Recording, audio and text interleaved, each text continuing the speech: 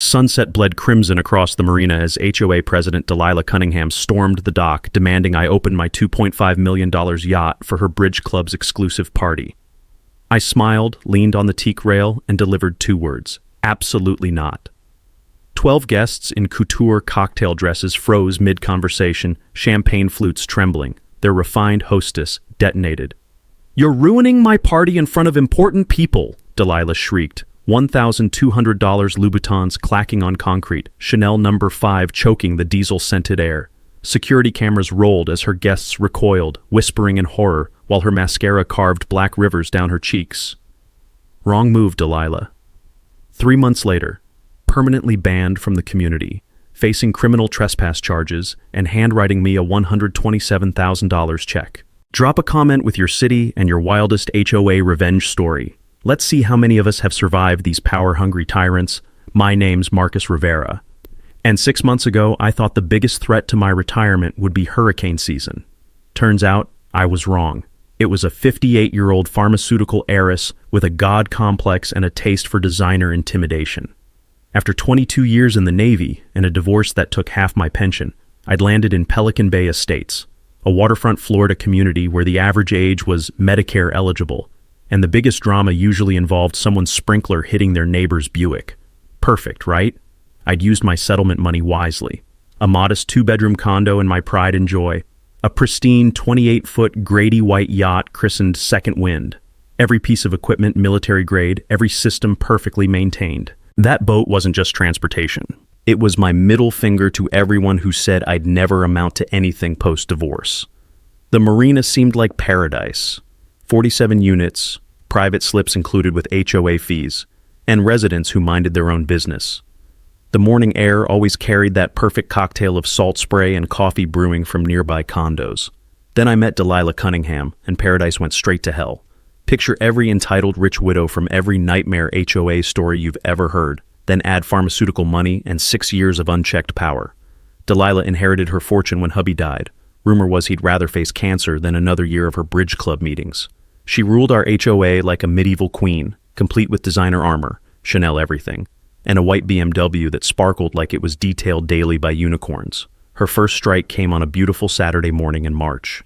I was on the dock cleaning fishing gear, the therapeutic scritch-scratch of steel wool on metal, sharp solvent smell cutting through salt air, when those familiar designer heels started their death march, click, click, click, on concrete. "Marcus," she announced, skipping basic human courtesy. "That equipment is an eyesore. Store it below deck immediately." I glanced at her boat 3 slips down, fishing chairs, life preservers, and enough dock lines to rig a circus tent. "Morning, Delilah. Funny how my gear's suddenly a problem." "My bridge club guests notice these things," she said, gesturing toward her weekly throne room. "Sorry, the clubhouse. Property values matter." "Your guests?" I set down my brush. "Last I checked, we all pay the same marina fees." Her smile could have frozen jet fuel. "We'll see about that." Tuesday's mail delivery felt like a declaration of war. Formal violation notice on letterhead fancier than my discharge papers. Unsightly recreational equipment storage. $200 fine, 72-hour deadline. The cited covenant was so vague it could have applied to a sandwich wrapper. That evening, surrounded by HOA documents in my den's musty air, I discovered gold. Our 1987 marina lease agreement specifically allowed standard recreational boating equipment on deck.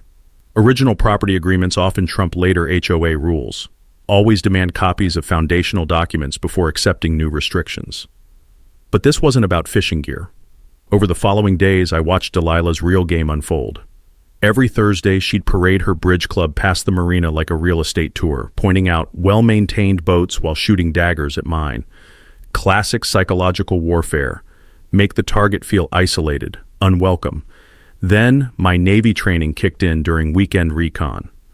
Strange faces boarding Delilah's boat, cash changing hands, no receipts visible. Small handwritten signs on community bulletin boards. Pelican Bay charters, inquire within.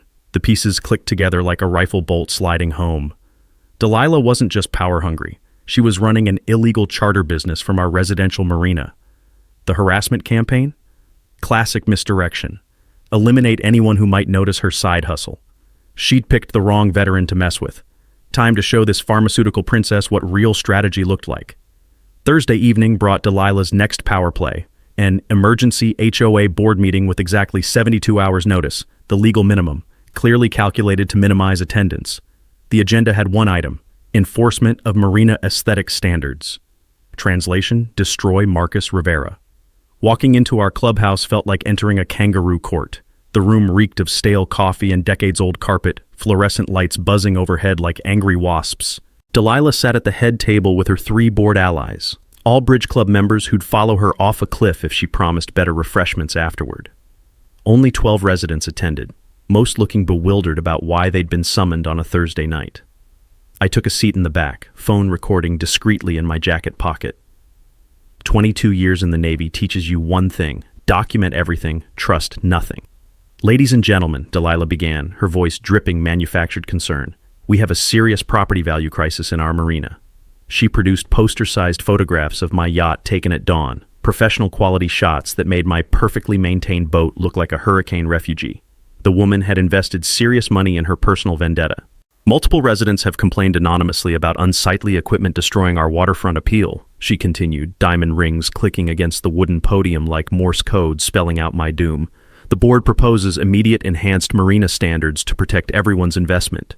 Herb Goldstein, a retired accountant with kind eyes and zero patience for bullshit, raised his weathered hand. Delilah, what specific complaints? Who made them? Anonymous complaints protect residents from potential retaliation, she snapped, shooting a meaningful glare in my direction. The board doesn't reveal confidential sources. How convenient. I stood slowly.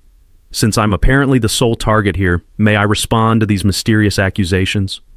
This is official board business, not public forum time. Her smile could have cut glass. Please sit down and let us handle community governance. The vote passed 4-0 before I could say another word. New marina rules. No visible equipment. Boats must maintain show-ready appearance. Violations subject to $500 fines and potential slip revocation. The entire charade lasted 18 minutes. But Delilah had just made her first tactical error. That Saturday, I spent 3 hours at the county courthouse, an imposing brick building that perpetually smelled of floor wax and crushed bureaucratic dreams. The records department clerk, a helpful woman named Janet, guided me through Florida HOA statutes while I took careful notes. Turns out, most people don't realize that rushed emergency meetings almost always violate state procedural requirements. HOA rule changes need 14-day written notice to all owners plus opportunity for meaningful input. Delilah's steamroller approach was textbook illegal. My certified letter landed at her penthouse the following Tuesday.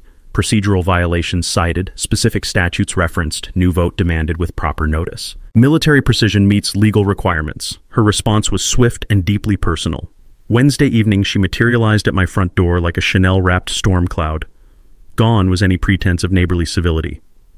You're making this infinitely harder than necessary, Marcus. I leaned against my door frame, deliberately keeping our conversation in the hallway where sound carried to neighboring units. Following legally mandated procedures is hardly difficult, Delilah. I've been president for 6 years. I know what's best for this community. Her voice carried that particular edge wealthy people deploy when challenged by their perceived social inferiors. Drop this legal nonsense immediately, and we can reach a reasonable accommodation.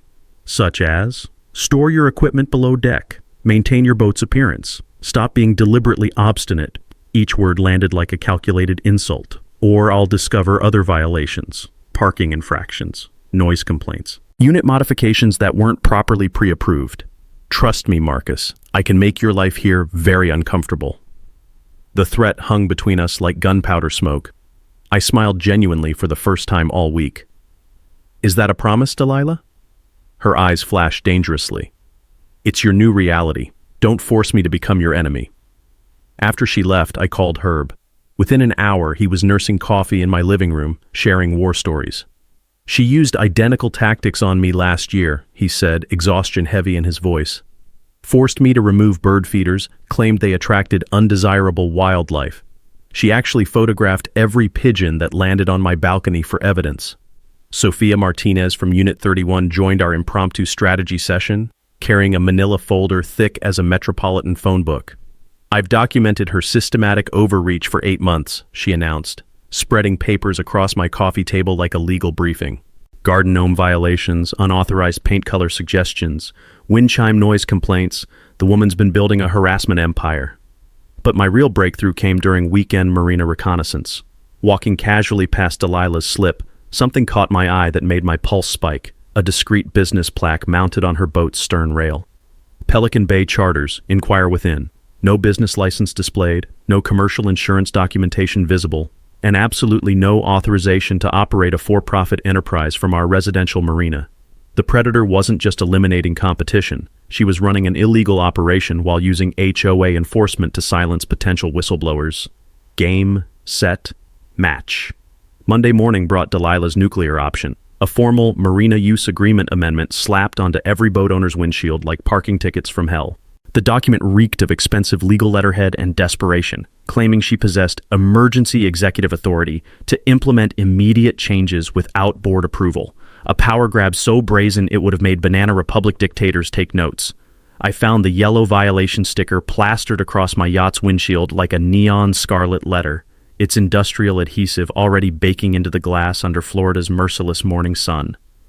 The sharp smell of heated glue mixed with salt air as I peeled it off. This time, her manufactured complaint targeted my fishing rod holders as unauthorized boat modifications. $500 fine, 48-hour deadline, and a threat that made my hands clench. Complete revocation of marina access. The pharmaceutical princess had officially declared total war. That weekend, I transformed into a legal bloodhound. The county courthouse became my second home, its familiar cocktail of floor wax and crushed bureaucratic dreams now oddly comforting. Hours of detective work through dusty property records revealed absolute gold. Our original 1987 marina lease agreements, filed when Delilah was probably still learning which fork to use at charity luncheons. The language was gorgeous. Individual slip leases specifically permitted standard recreational equipment and explicitly superseded any subsequent HOA rule changes. But my real intelligence breakthrough came from Sophia's evening reconnaissance missions. She'd developed a habit of constitutional walks around our community, partly for exercise, mostly for gathering dirt on our tyrant-in-chief. Tuesday night, she appeared at my door with information that changed everything, glancing nervously down the hallway like a Cold War spy. "I've been documenting Delilah's weekend boat operations," she whispered. "Cash transactions, no receipts, rotating customers. She's running a full charter business." I pulled up Craigslist on my laptop. There it was, bold as brass. Pelican Bay Charters, sunset cruises, and fishing adventures. Professional photos of Delilah's boat, rates starting at $300 for 2 hours, glowing reviews from satisfied customers. Operating a commercial enterprise from a residential marina without proper licensing, a violation so catastrophic it could void our entire community's insurance coverage and leave every owner personally liable for accidents. My Navy training shifted into overdrive. Wednesday morning found me at County Code Enforcement filing complaints with Rodriguez, a patient clerk who seemed genuinely thrilled about investigating HOA corruption. "Commercial activity in residential zones," he explained while stamping my paperwork with obvious satisfaction, "violates zoning codes, business licensing requirements, and typically insurance policies. We'll launch an immediate investigation." Delilah's retaliation was swift, petty, and absolutely predictable. Suddenly, my designated parking spot got reassigned to accommodate mysterious emergency maintenance that never materialized. My mailbox key stopped working. Apparently, the lock had been accidentally changed during routine security upgrades that affected exactly one unit, mine. The pool access card I'd used for months was deactivated for system maintenance, with no estimated repair timeline. Each morning brought fresh psychological warfare designed to make me miserable enough to surrender. The sweet fragrance of jasmine blooming around our courtyards now mixed with the bitter taste of systematic persecution. But Delilah had miscalculated magnificently. Instead of breaking me, her obvious harassment awakened our sleeping community's conscience.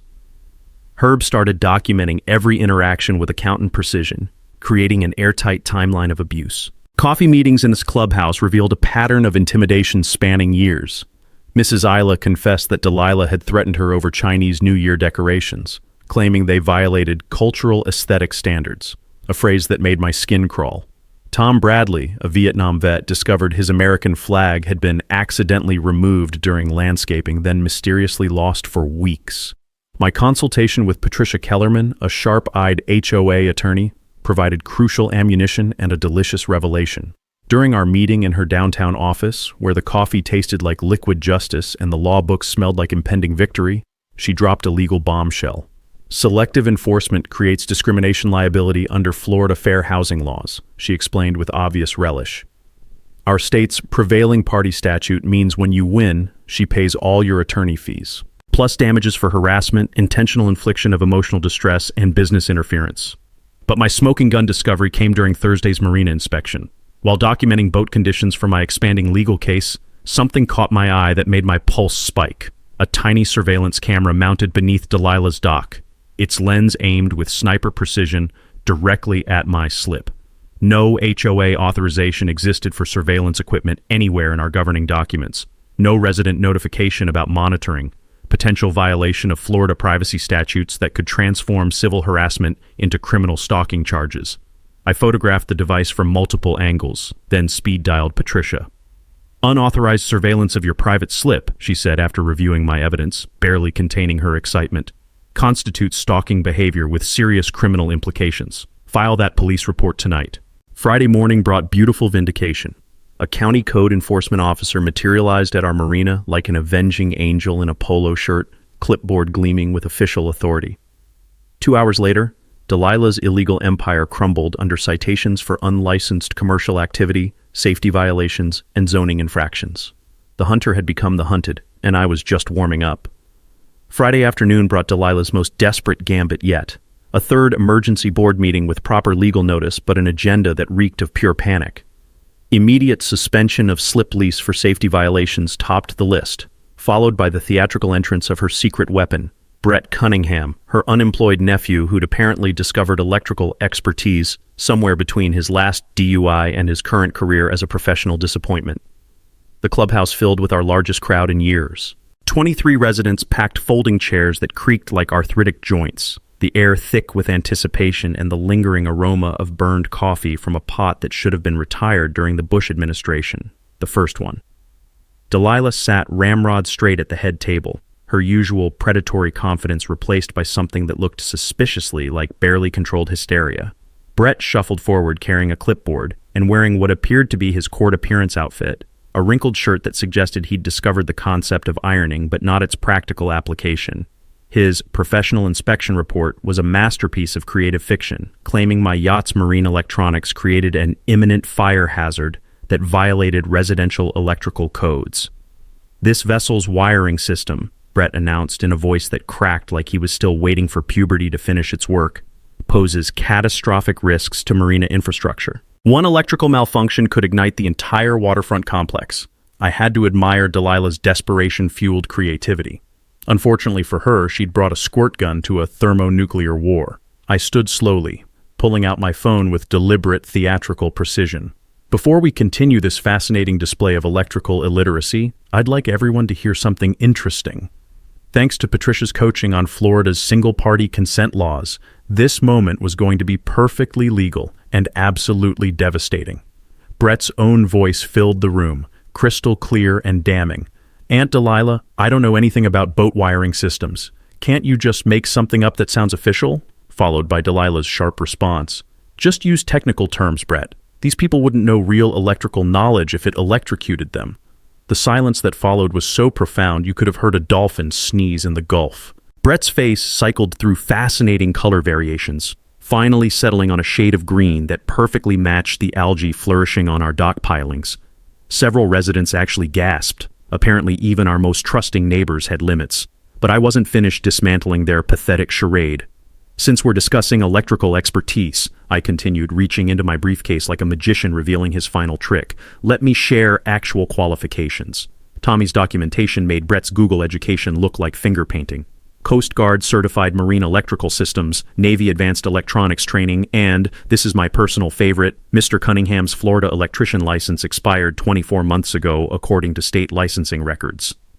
The crowd's murmur grew threatening, but Delilah wasn't surrendering yet. She stood abruptly, her chair scraping against ancient linoleum like fingernails dragged across a chalkboard.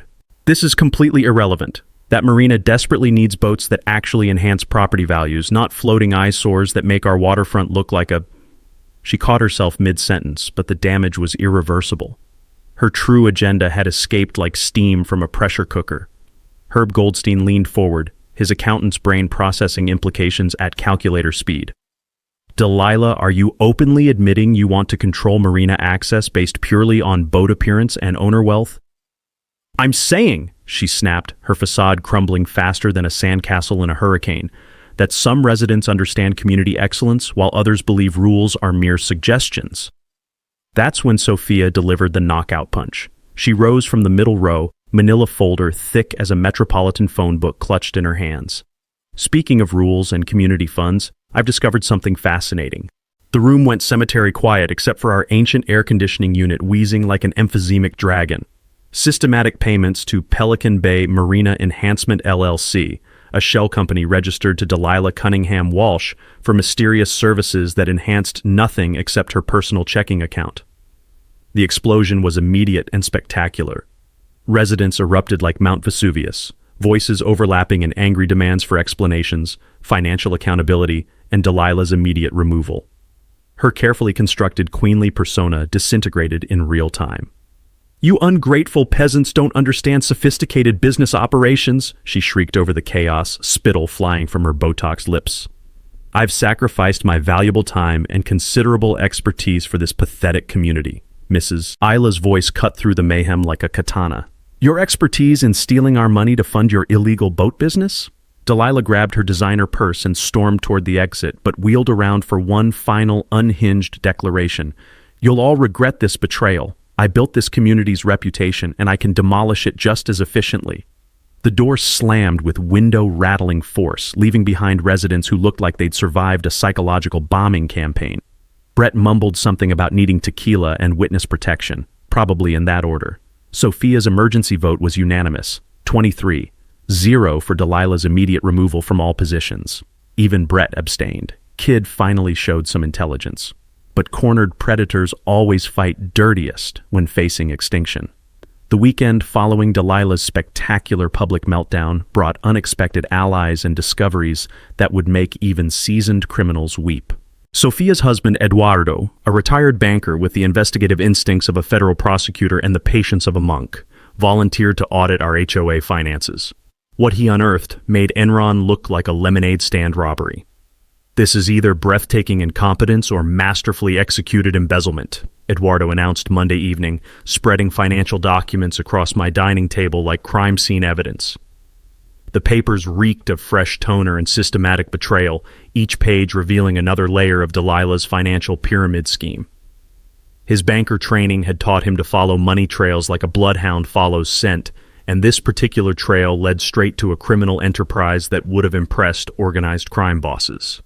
Delilah had never filed required annual financial disclosures for 3 consecutive years, a violation so flagrant it automatically triggered state investigation under Florida law. But the nuclear bomb was buried in checking account statements that told a 30-month story of systematic theft disguised as legitimate community improvements. Eduardo's highlighter had created a rainbow of evidence across bank records. "Behold the magic of unauthorized wealth transfer," he said with bitter sarcasm, pointing to highlighted entries. $180,000 in special assessments charged to homeowners over 2 years. Florida law requires owner votes for any assessment exceeding $1,000 annually. These assessments never existed except in Delilah's imagination. Sophia's face darkened as the implications crystallized. She just invented charges and billed us. "More sophisticated than simple billing fraud," Eduardo continued, his voice carrying the weight of professional disgust. "Every stolen dollar transferred to Pelican Bay Marina Enhancement LLC, a phantom company existing solely on paper, registered to her maiden name precisely 6 months before the first fraudulent assessment." I studied the documentation with growing admiration for Delilah's criminal creativity. She'd constructed an entire fake business empire to launder community funds directly into her personal accounts. The enhancement company had no employees, no office, no legitimate business operations, just a sophisticated money pipeline connecting our HOA fees to her yacht maintenance bills. Her boat upgrades, premium fuel costs, commercial insurance, even dock repairs, all funded with our community assessments, Eduardo explained, his professional calm barely containing obvious outrage. She transformed our homeowners association into her personal financial institution. The legal implications were staggering enough to make hardened prosecutors salivate. Patricia's emergency consultation confirmed that criminal charges were virtually guaranteed.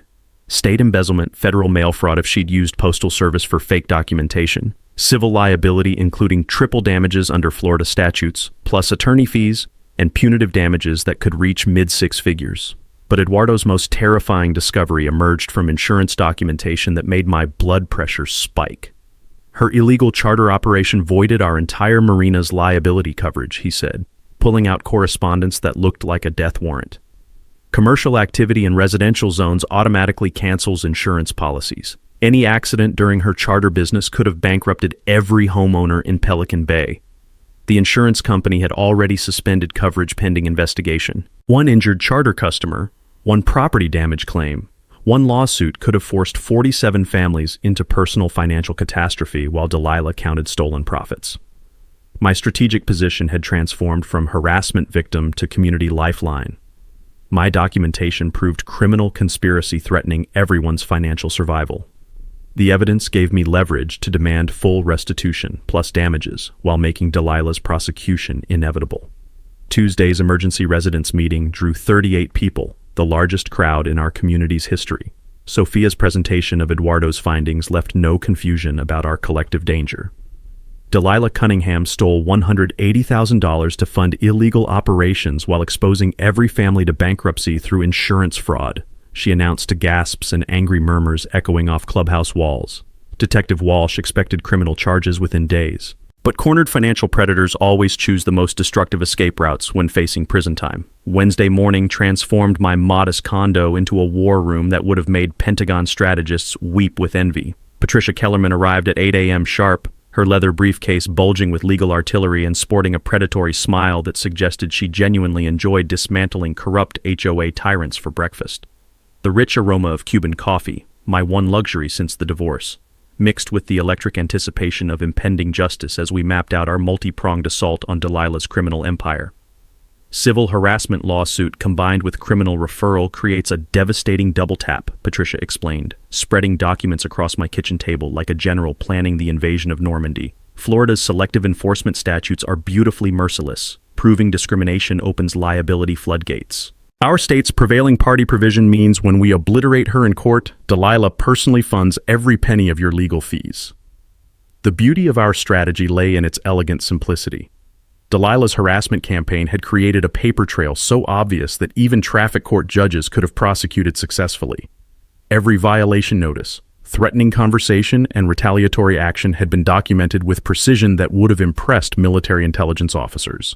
But our financial warfare component promised to be absolutely devastating. Patricia had recruited Amanda Isla, a forensic accountant whose reputation for unraveling white-collar crimes made embezzlers check their bank accounts obsessively. Amanda's mission was surgical: trace every stolen dollar through Delilah's labyrinthine money laundering scheme, calculate compound interest and statutory penalties, then freeze her assets faster than a Minnesota lake in January.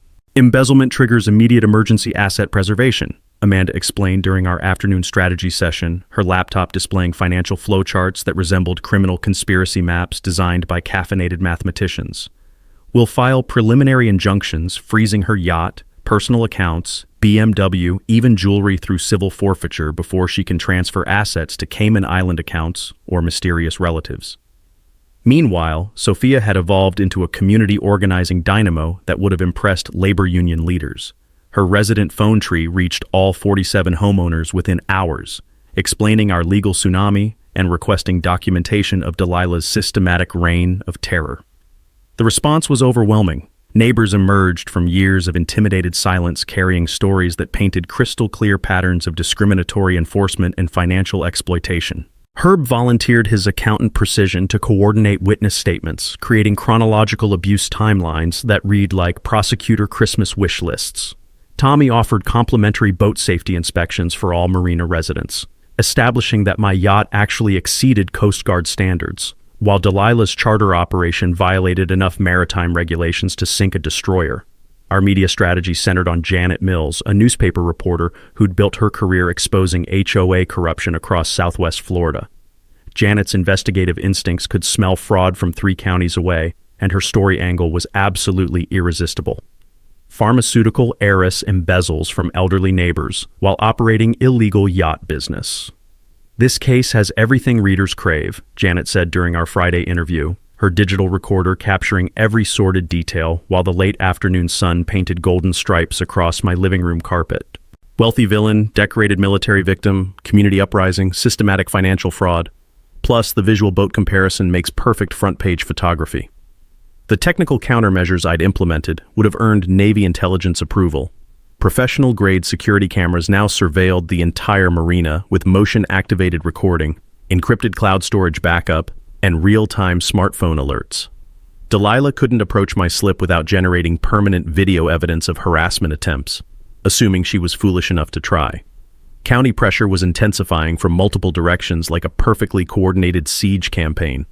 Code enforcement had expanded their investigation to encompass all marina businesses, discovering that Delilah's operation violated zoning codes, business licensing requirements, fire safety regulations, and probably several environmental statutes. The fire department launched mandatory commercial safety inspections of her boat, revealing safety equipment that existed primarily in her imagination. Coast Guard involvement added federal muscle to our growing prosecution coalition. Unlicensed passenger operations fell squarely under maritime law jurisdiction, and federal prosecutors loved high-profile cases involving wealthy defendants who believed money purchased legal immunity.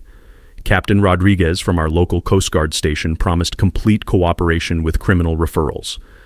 The insurance investigation created immediate financial pressure that made Delilah's situation increasingly desperate. Our community's replacement policy required permanent removal of all commercial operations and carried premiums inflated 300% due to her violations.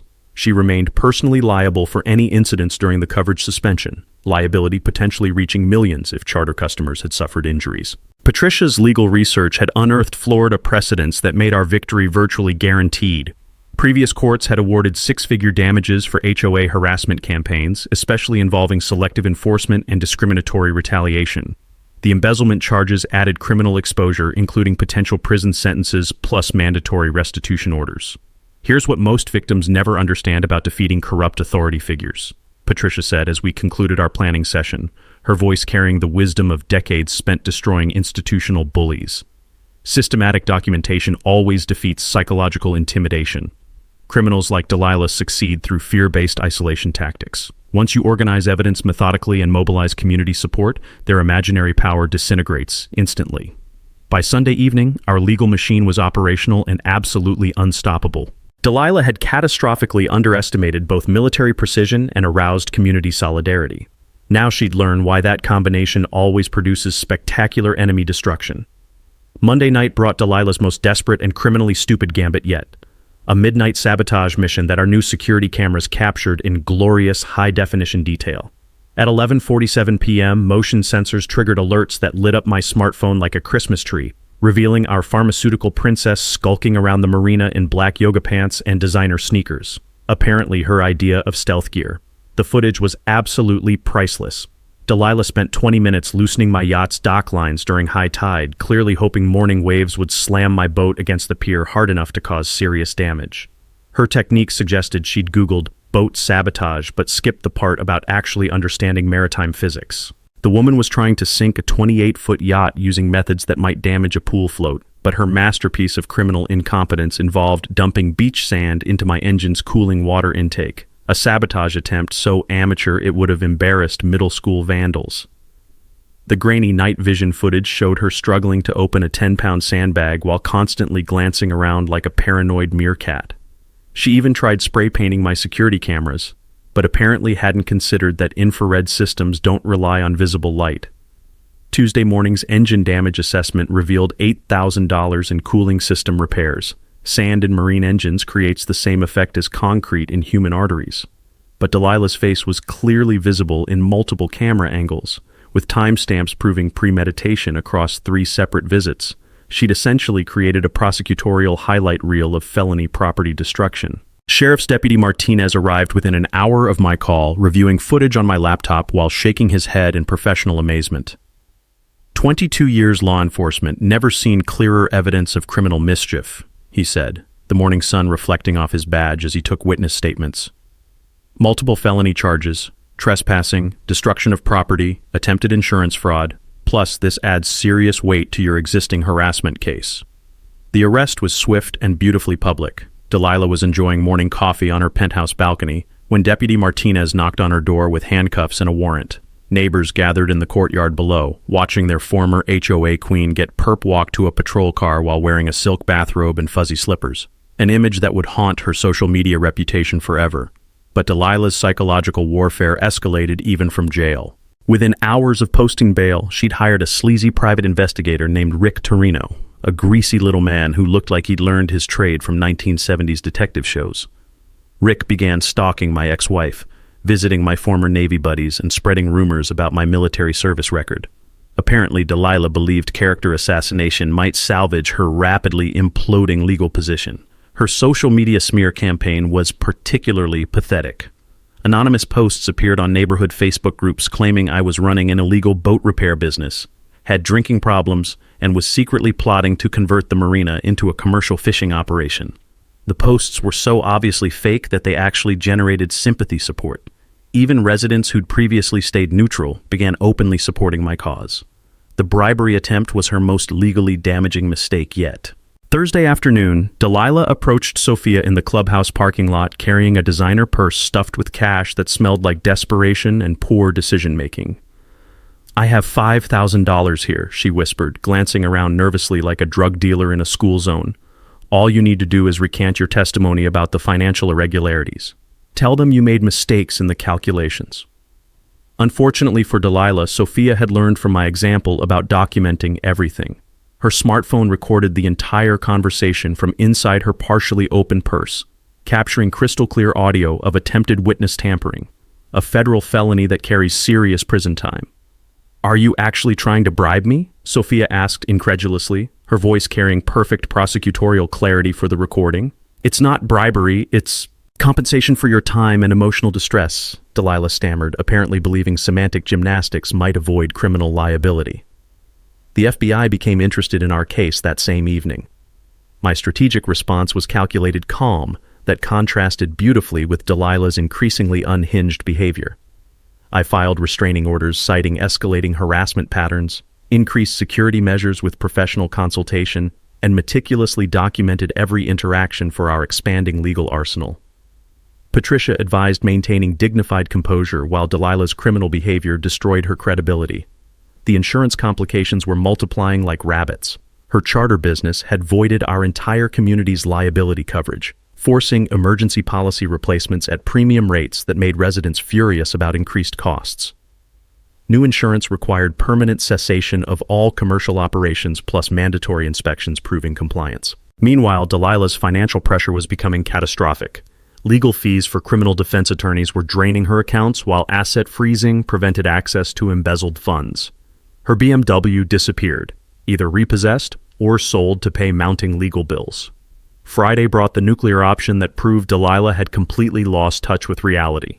She threatened to dissolve the entire HOA, claiming she could force sale of all common areas including the marina. Legal research revealed this required 80% owner approval, and exactly 3 residents supported her proposal.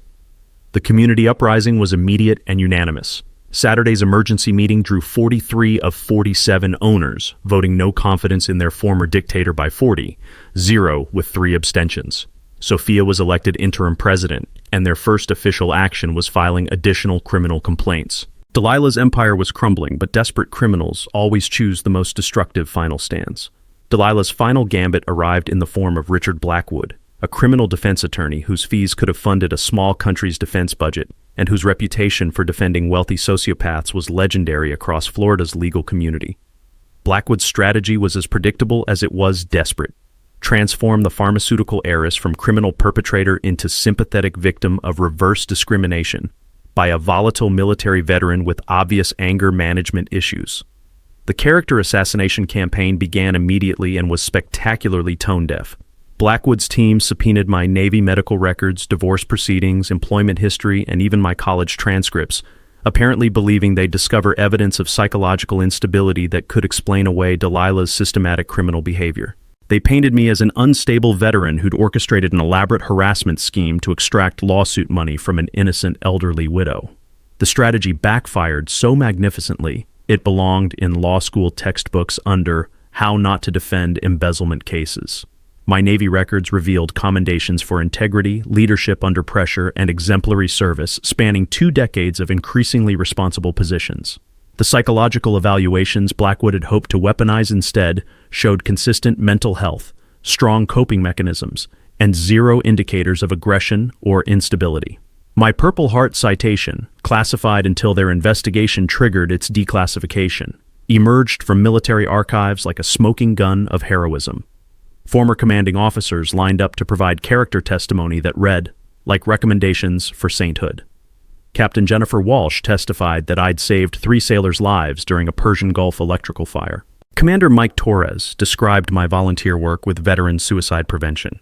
Even my ex-wife provided a statement, admittedly through gritted teeth, confirming that our divorce involved no domestic violence, substance abuse, or mental health concerns. But the prosecution's real breakthrough came from an unexpected whistleblower.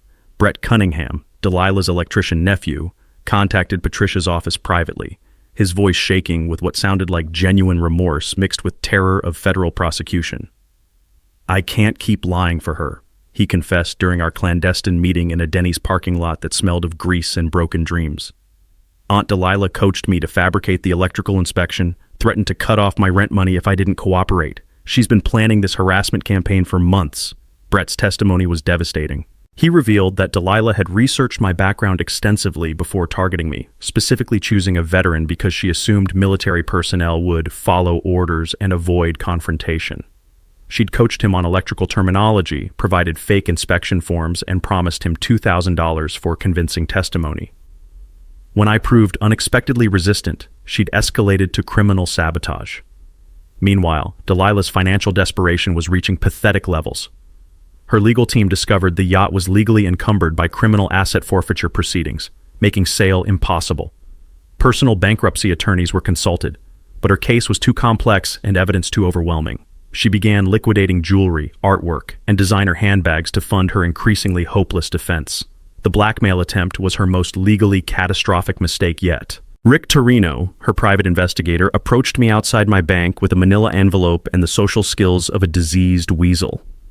"Your ex-wife's been talking to some interesting people," he said, his voice carrying the slimy confidence of someone who'd watched too many mob movies. "Might be embarrassing stories about your marriage that certain parties would prefer stayed private. Of course, that information could disappear if certain lawsuits got dropped." I smiled and patted my jacket pocket where my smartphone was recording everything. "Are you seriously attempting to extort me with information about my own divorce?" "Just suggesting that everyone's got secrets they'd rather keep buried," he stammered, apparently realizing his extortion technique needed work. The FBI was very interested in Rick's activities. Federal extortion charges carry substantial prison sentences, and wire fraud charges were added when investigators discovered he'd been using interstate communications to coordinate the blackmail scheme. Both Rick and Delilah faced federal indictments that transformed misdemeanor harassment into potential decades in federal prison. Community support had evolved into something resembling a veteran appreciation movement. Local VFW chapters organized Veterans Appreciation Day at our marina, complete with honor guard, flag ceremony, and barbecue that drew hundreds of supporters. Media coverage positioned our case as symbolic of standing up to institutional corruption, exactly the narrative Delilah's legal team had hoped to avoid. The insurance fraud discovery added another federal charge to Delilah's growing collection. Investigation revealed she'd filed multiple false damage claims for her yacht over 3 years, claiming storm damage that was actually caused by her own negligence during illegal charter operations. Insurance companies don't appreciate systematic fraud, and they have resources to pursue prosecution aggressively. But the psychological evaluation ordered by Delilah's defense team provided the most ironic twist of all. Instead of revealing gambling addiction or temporary stress-induced insanity that might mitigate her crimes, the court-appointed psychiatrist diagnosed narcissistic personality disorder with antisocial features, essentially confirming that her criminal behavior reflected fundamental character defects rather than temporary lapses in judgment. The plea negotiation began immediately. Federal prosecutors offered 18 months probation plus full restitution in exchange for guilty pleas to embezzlement, insurance fraud, and witness tampering. Delilah's legal team recommended acceptance before additional charges accumulated. But I wanted more than money. I wanted complete public vindication and permanent protection for our community. The final courtroom showdown would determine whether justice truly existed for regular people fighting institutional corruption. The day of reckoning arrived on a sweltering Thursday afternoon that felt like Florida's version of Judgment Day. Our community center had been transformed into a media circus that would have made Supreme Court proceedings jealous. 3 local TV crews positioned their cameras around the packed room while their bright lights turned our humble clubhouse into something resembling a Hollywood soundstage. The air conditioning wheezed against the heat generated by equipment, bodies, and the electric tension of impending justice. Sheriff's deputies flanked the entrance doors, their presence adding gravity to what had officially become a criminal matter. Detective Walsh sat in the front row with her case files, ready to arrest anyone who violated the restraining orders that now protected half our community from Delilah's increasingly desperate harassment attempts. I arrived with my legal team, evidence boxes, and the quiet confidence that comes from possessing overwhelming documentation of systematic criminal behavior. The sweet smell of jasmine from our courtyard gardens mixed with the nervous energy radiating from 43 assembled residents who'd gathered to witness their former dictator's final destruction. Delilah entered through the back door with her expensive legal entourage, looking like a woman attending her own execution. Gone was the imperious confidence she'd wielded for 6 years of HOA tyranny. Her designer armor couldn't hide the haunted expression of someone facing federal prison time plus financial ruin. Richard Blackwood flanked her right side like a bodyguard protecting a mob boss, while Amanda Isla's forensic accounting evidence promised to demolish any remaining pretense of innocence. Sophia called the emergency meeting to order, her voice carrying newfound authority that contrasted beautifully with her predecessor's despotic shrillness.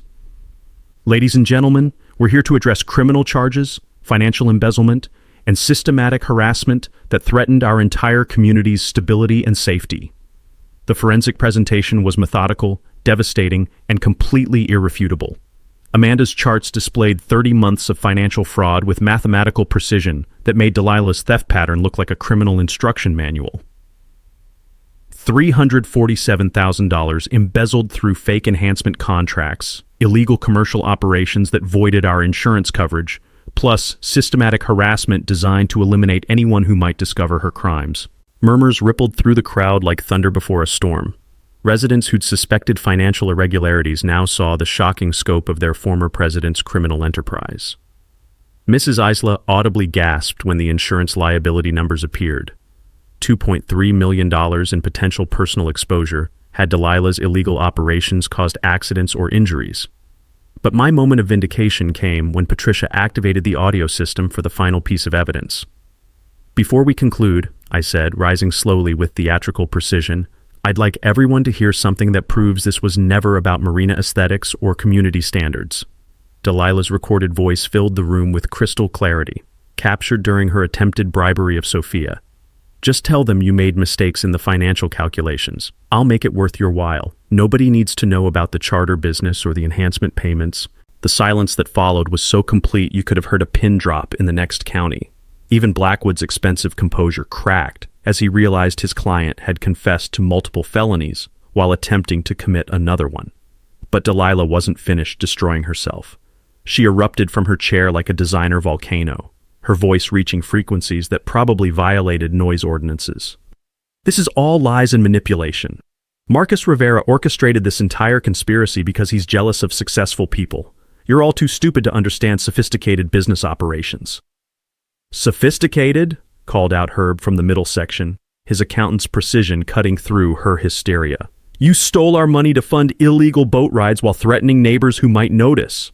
I built this community's reputation, she shrieked, spittle flying from her Botoxed lips while cameras captured every unhinged second. I sacrificed my valuable time and considerable expertise to elevate this pathetic collection of retirees and military washouts. That was the mic drop moment that destroyed her forever. The room exploded in angry voices demanding justice, accountability, and Delilah's immediate removal from their community. Tom Bradley, the Vietnam veteran she'd harassed over his American flag, stood up with tears in his eyes. Lady, you don't know the first thing about sacrifice or service. This man served his country with honor while you were stealing from neighbors who trusted you. The standing ovation began with Tom and spread through the room like wildfire. 43 residents rose to their feet, applauding not just my victory, but their collective liberation from years of financial abuse and psychological terrorism. Detective Walsh approached with handcuffs gleaming under television lights.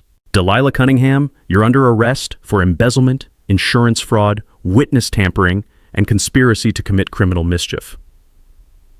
The perp walk was captured by every camera in the room. Florida's pharmaceutical heiress, reduced to a common criminal in designer handcuffs, shuffled toward the exit while residents she'd terrorized watched justice finally arrive at Pelican Bay Estates. But the sweetest sound was the unanimous vote that followed: complete financial restitution, permanent HOA banishment, and formal apologies to every resident she'd harassed. Victory had never tasted so good. 3 months later, on a gorgeous Saturday morning that smelled of salt air and sweet vindication, I stood on my yacht's deck watching the most beautiful sight imaginable, a completely Delilah-free marina where my fishing gear gleamed proudly in the Florida sunshine. The security cameras were long gone, unnecessary now that our community's only predator was serving 18 months of federal probation while working at a Subway sandwich shop to pay court-ordered restitution. The transformation of Pelican Bay Estates was nothing short of miraculous.